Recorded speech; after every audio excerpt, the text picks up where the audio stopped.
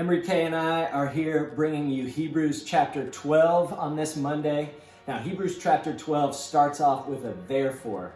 And anytime you see the word therefore, you want to ask, what is the therefore? Therefore.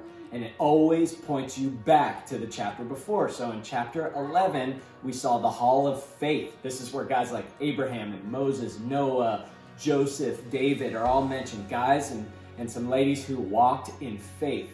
And then it says in verse 12, therefore, since we're surrounded by this great cloud of witnesses, like they've finished their race is done. Now they're cheering us on in our race, right?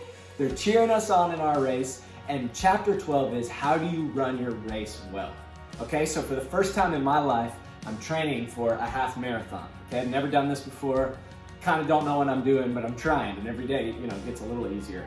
But I've noticed there are certain things that are just bad anytime I do them. Like if I take off right at the beginning of the race and run as fast as I can, that's not gonna end well for me. Or if I eat a big meal right before, I'm gonna be seeing that meal again, okay? Those are just always terrible things to do. But then there's other things, like I've noticed when I run in the middle of the day when it's hot and I see a bunch of people, I get all self-conscious and it doesn't go well.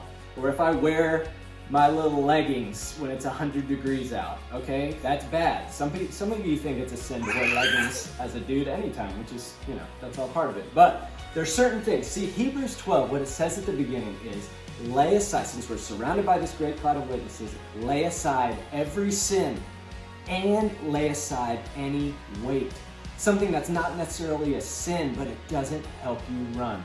And let me tell you, that a lot of times, especially being in youth ministry, I hear this question a lot. Is it a sin to kiss my girlfriend? Is it a sin to cuss? Is it a sin to drink alcohol when you're over 21? All these questions that are gray area, and a sign of maturity for me is when you stop going from, is it a sin, is it a sin, is it a sin, to, does this help me run? Does this help me love Jesus more? Does this make me more Christ-like, more loving, more pure, more holy? When you start asking those questions, you've tapped into what Hebrews 12 would say. You're an elite runner now. That doesn't mean you're perfect. That doesn't mean you have it all figured out, but you're asking the right question. The rest of the chapter goes on to talk about God disciplines us. He's like a coach who pushes us hard. He disciplines the son that he loves. If you're feeling discipline from God, that doesn't mean you're doing things wrong. That means God loves you. And it ends, the very end says that our God is a consuming fire, so we worship him with reverence and awe.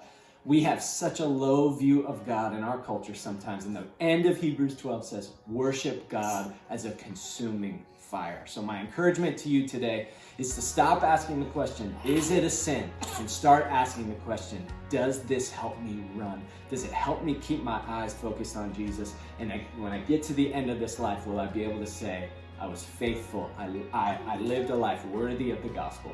Love you guys. We got the last chapter of Hebrews 13 tomorrow. See you guys then.